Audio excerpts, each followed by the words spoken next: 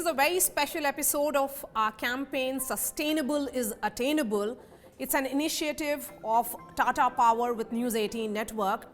Remember, India has been consistently working towards and has shown intent in what is seen as a transition to sustainable energy solutions. And leading the Government of India's charge is Union Minister for Power, New and Renewable Energy, Mr. RK Singh. Really appreciate your time, sir. Thank you. First, the good news. As per Climate Change Performance Index of 2023, India has ranked among the top 5 countries and is the best performing nation among the G20 countries. India certainly is appearing to be playing that big role, the big brother role. How are you looking at the Government of India's role? I mean, not only me, you will ask anybody around the developed world or developing world, and they will say that India has emerged as a leader insofar as energy transition is concerned, insofar as climate action is concerned. And in fact, we are in the top 5. We are actually amongst the larger economies, we are number 1. So other nations which are there in the top 5, they are Denmark, small countries. Now what we have done is that we have carried out energy transition at a pace which was unprecedented. We achieved our NDCs a good 9 years in advance of the date which we said that we will achieve it. So we said that by 2030, 40% of our power generation capacity will come from non-fossils. We achieved that in November 21. And today, 42% of our power generation capacity comes from non-fossils. Most of it is renewable, that is solar, wind, hydro. Nuclear is just about 6,800 megawatt. Now this, despite the fact that that's not the only part of it. Emissions reduction. Now we said that by 2030, we will reduce the emissions intensity of our economy by 33 to 35%. Now we are already at 30%. We've already achieved a reduction in emissions intensity of about 30% plus. So we'll overachieve that. Now this from a country whose per capita emissions are 1/3 of the global average. 1/3 of the global average, mind you, not 1/3 of UK or United States, 1/3 of the global average. And our share in the legacy CO2 load on this earth, on this planet, is just about 3.4%, whereas our population is 17.5% of the world population. So we're not responsible for this climate change which has happened. 85% of which has 85% of the legacy carbon load is by the developed countries. Ours is only 3.5%. And our current emissions are also 1/3 of the global average. And despite this, we've emerged as a leader in energy transition. No other country has added so much renewable so fast. No other country has taken steps to reduce emissions so fast. How has India achieved it in terms of the challenges and also the roadblocks that you have faced? We can do it. I mean, what have we done? Number 1, we achieved universal access, part of SDG 7. Imagine how many years after independence we did not have universal access. We had thousands of villages without connection to electricity, we connected that. Hundreds and thousands of hamlets, we connected that. 2 crore 90 lakh homes, 29 million homes we connected in 19 months. The International Energy Agency called it the largest expansion of access in such a short time frame in the history of electricity. And then we carried out an energy transition, the likes of which has not been seen. We transformed our country from power deficit to power surplus, right? We export electricity.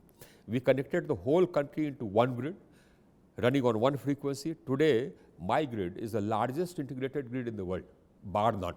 So this was like a IS officer at work. You can say that. I mean, this is just RK Singh at work. Then we strengthened the distribution systems. We spent about 2,08,000 crores under various schemes in the past 5-6 years. And we added all 2,900 substations, upgraded almost about 3,000 odd substations.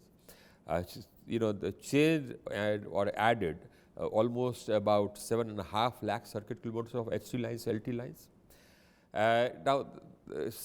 We gave and installed 7.5 lakh transformers. Now, as a result of this, the availability of power in rural areas went up from about 12 hours in 2015 to 22.5 hours today. That's the availability of power. Now, in all this mayhem which happened post-COVID throughout the world, and you have the energy prices in the United Kingdom and Europe doubling, tripling, 3 times, 4 times. Now the people can't afford heating. Our energy prices have remained constant.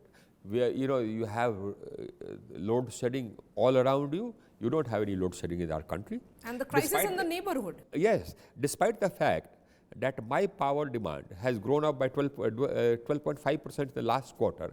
In the year, it has grown by 10.6%. Imagine a huge economy like us growing, the demand growing at 10.6% is huge. On a daily basis, my demand is about 20 to 25,000 megawatts, more than it was on the corresponding day last year. So we've done this. So we can do it. As per the revised target, India is expected to cross 50% of power capacity from non-fossil fuels by 2030. How do you plan to achieve it? We're already at 42%, mind you. We're already at 42%. Now, if you add, see, my total installed non-fossil capacity is about 177 gigawatts, that is 177,000 megawatts. And we have almost about 80,000 megawatts under different stages of construction. That makes it 250 gigawatts already. But in 2030, what is the meaning of 50%? In 2030, I expect my installed capacity to be about 800 gigawatts, right? Now, so I will need 400 gigawatts, and 400,000 megawatts of non-fossil. So the installed, under installation, etc., would comes to around 250 gigawatts already. I have to add 150 gigawatts. You know, this green hydrogen mission which we launched, my target is 5 million tons, and that's a modest target, mind you. In fact, it will be overachieved. My target is 5 million tons of green hydrogen by 2030. Now, only that green hydrogen will require an installed capacity of renewable energy separately, apart from what I have, of 125,000 megawatts. So we are going to overachieve that. Cross 50%. Absolutely, no doubt about it. This is a very crucial year for Indians. It is the G20 presidency year. The theme is One Earth, One Family, One Future, Vasudhaiv Kutumbakam. How is India's power sector contributing to India's story and also leading the energy transition? Absolutely. You know, without energy, without power, you can't do anything. I mean, no industries will run. The lifts won't run, the ventilators won't run, nothing runs. I mean, your telephones won't get charged. So power is the key. It is the oxygen which runs the economy. So if your demand is growing at 12%, that means your economy is growing. Of course, there's also the fact that you added 29 million consumers who are buying appliances. That is there. But apart from that, your demand is growing, which means the economy is growing. Now, we have emerged as a role model in the world insofar as energy management is concerned. So much demand increase. I mean, we've managed that demand, we've managed the transition, and this despite the fact that we took up challenges. So we said earlier, most of our solar capacity was installed based on imported cells and modules. We said nothing to do. We'll have Make in India. So, you know, we put restrictions in place on imports so that you have Make in India, and my Make in India is growing. Now, currently I have 20,000 megawatts of module manufacturing capacity. By the next year, it will be 30,000 megawatts of module manufacturing capacity. And by the 2030, it will almost be 90,000 megawatts of module manufacturing capacity. So, I mean, that's the quantum of manufacturing which is coming up here. So that my growth is make in India growth. And this is something which is possible. This is what we tell the world. We've done it, you can do it. I haven't had to put in any money. It's not that the government have invested, no. Most of the investment, in fact 90%, 99% of the investment has come from private entrepreneurs. Every major fund in the world is invested here. That's because we've, sort of done the structuring in such a way. My bidding documents are transparent. If I make any change in the bidding documents, I consult the industry. In fact, as I said, everybody is invested here throughout the world. Then I have a dispute resolution mechanism which decides within 1 month, whatever they decide, we agree. So you are essentially saying that this public-private partnership is a model which is there, very active in this present government, is the model for ensuring and strengthening this entire power sector. I would say that it is a government which is transparent, which is fair, which decides. So, if you are going to invest your money, you know that you are in a safe place, because investment is done by you, not by me. We don't invest money. You invest money, you borrow, but you know that we are there, that if you compete, you will win the bid and you will set it up. If you set up the power producing mechanism, the generation, you will get paid. We will ensure that. We are ensuring that. And any dispute will decide. So the clean energy transition, yes, that is your vision. Yes. The role of the industry becomes important. Which we have realized. Yes. Yes, we have realized. Without that, no investment will come, Maria. Since the role of all stakeholders becomes important, as citizens, we are also stakeholders. Yes, absolutely. So, in fact, we are the, as citizens, we are primaries. Primaries. So, Network 18's initiative, Sustainable is Attainable, what do you think the role can be for people like us to make it a more sustainable effort? Absolutely. This is something which is given, that you can't have change unless the people believe in that change. The people decide that yes, we want that change. But this change is necessary. And this change can't happen unless the people join it.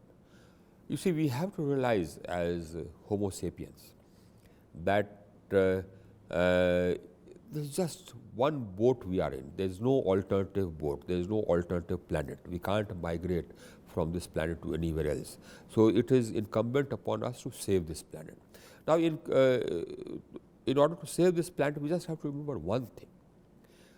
Not one thing, but two things. Number one, as Mahatma Gandhi said, that there is enough for everybody's need, but not enough for everybody's greed. Now, so that is one. So we have to keep our consumption of goods, services, energy within reasonable limits. What is necessary, instead of conspicuous consumption, splashing about. Instead of having, suppose you need to commute from place A to place B. You don't need 4 SUVs for that, especially for one person needing 4 SUVs. You don't need a huge SUV for commuting from place A to place B. That is something. If you live in a mansion, but you occupy only one room, don't heat all the other 10 rooms, when you are not using them. That's the thing.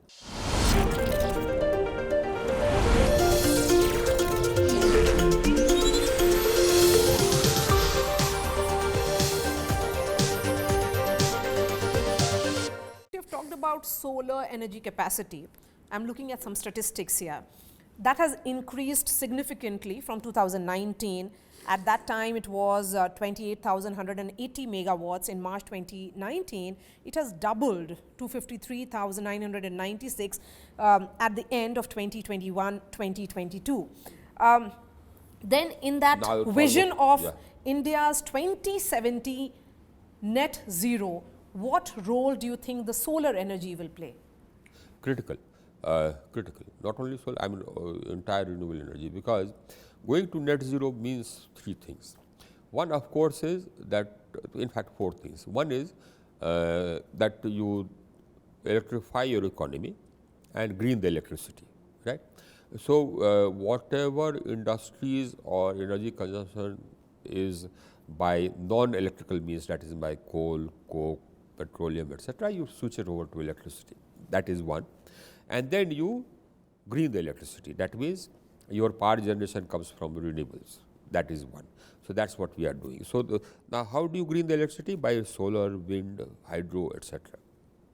The second is, the feedstock has to be green. So when you say green hydrogen, green ammonia, that is feedstock, has to be green. Now how do you make green hydrogen? You make green ammonia from green hydrogen. You make green methanol from green hydrogen. How do you make green hydrogen? Through renewable energy. 75% of the input costs are the costs of energy, renewable energy. It has to be renewable, otherwise it's not green. So you need renewable energy, which means solar mostly. There also for green hydrogen economy also that solar is absolutely necessary. The third, of course, is carbon capture, because there will be some sectors where you will not be able to replace the feedstock. So there you will emit carbon dioxide. You have to capture it. We also have a successful pilot on that. Now for that you don't need you need energy, which of course will come from renewables for that carbon capture also. So basically, renewables are at the core of it all. For the you take mobility. Now how we envision mobility is now moving away from fossil fuel based mobility, petrol, diesel, to electric mobility for two-wheelers, four-wheelers, individual transport, family transport. For heavy transport, buses, especially long haul heavy transport like trucks, etc., we envision hydrogen, because long haul heavy transport, if you use battery, the size of the battery becomes so huge that the load penalty is high. So green hydrogen, again you need hydrogen. Then for shipping, we envision green, in fact not we, the whole world. The Indian Maritime, the International Maritime Association says that by 2030, 50 will be net zero. So that means all the ships will run either on green ammonia or green methanol, right? Now you need green hydrogen, renewable. So we intend to emerge as leading refueling. Yes, because you have also given some kind of target. You have said that you plan to achieve 20 million ton manufacturing capacity by 2030 of green hydrogen and green ammonia. How do you plan to achieve that? What is going to be the road ahead like? What we have done is that the whole world, especially the developed world, who have all announced net zero targets. They can't get to net zero without green hydrogen. You need green hydrogen. They don't have the space for making green hydrogen. They don't have that huge renewable industry which we have. So we shall emerge as the most, as the biggest source of green hydrogen and green ammonia. We aim to emerge as the leading supplier of green hydrogen and green ammonia for the developed world. So our green hydrogen and green ammonia costs will be the least in the world. There is several legislative changes that have been done by your department as well, which includes Energy Conservation Amendment Bill 2022. A carbon market. And also the Electricity Amendment Bill 2022. In terms of Energy Conservation Amendment Bill 2022, how do you look at this in terms of what do you tell the consumers? How do you encourage them so that they can be part of your story? It is something which everybody has welcomed, the Energy Conservation Amendment Bill. Everybody has welcomed this because we are introducing the carbon market. Now, carbon market means that, suppose you replace fossil fuels with non-fossil renewables, then you get carbon credits. And you will get carbon credit only if, you have abated your emissions more than the target. So, for example, suppose your obligation, we set obligations for industry, etc. For major consumers, we set obligations that this portion of your energy consumption has to come from renewables. You call it the renewable purchase obligations. And then feedstock also, that for example, suppose you are using hydrogen for refining, or you are using ammonia for making fertilizer. So then we, we'll be putting obligations that in this year, this % of your ammonia must be green, so that you abate your emissions by this quantum, or this portion of the hydrogen must be green. Now, if you cross that, you will get. If you don't achieve that, you will be penalized. If you cross that, you will get carbon credits, which you can sell. The Electricity Amendment Bill, what makes it pro people, and how is it really good for economy? Yeah. Now, Electricity Amendment Bill is has a different focus, and that different focus is to provide ease of doing business. Now, there are two things there, and one is that we are saying the 2003 Act provided for open competition. It said that more than one distribution company can operate in the same area of supply. right? Now, so it prescribed competition. That competition has not happened. Why has it not happened? Because there was one clause there which said that the multiple distribution companies can operate in the same area of supply, but they will each need to build up their own distribution lines, now which is bogus. So if you have one distribution line which is going to some colony which is sufficient for that colony, why should somebody else need to put in a separate line? So we are providing that the existing distribution lines will be available to all competitors until up to that capacity will be able, and whosoever uses it pays for the use. So that what happens is that now we have suddenly made competition possible. Suppose I am getting electricity from XYZ and I believe that Tata Power gives better service. So I will want to switch. How can I switch?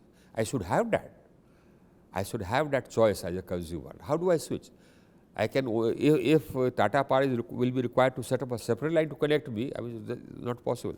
So we are saying that okay, the distribution line will be a commons, just like a road is a commons.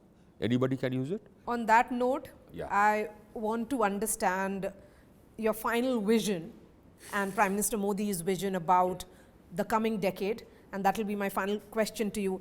Mr. Singh, how will you achieve Atmanirbhar Bharat through clean energy? Yeah. Number one, the great advantage of renewable energy is that you can have distributed generation. Every consumer can become a prosumer, that means he or she can become a producer, a rooftop, as well as a consumer. And this is renewable energy is something which for which there are abundant resources. You don't need to import anything. You don't need to import diesel, petrol. It is here. The sun shines here. The wind blows here.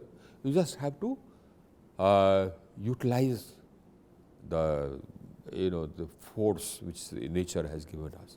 Utilize it, and there is enough. That's it. And renewable energy is just that. Using the energy which is already there on the earth. So it is automatically Atmanirbhar. I mean, we have the sun, you don't have to go anywhere to get the sun. We have the wind, you don't have to go anywhere to get the wind. So what's the vision for this decade? Now, so the vision for this decade is in fact, number one, become energy independent. Do away with imports, fossil fuel imports. Do away with energy dependence. That is the vision.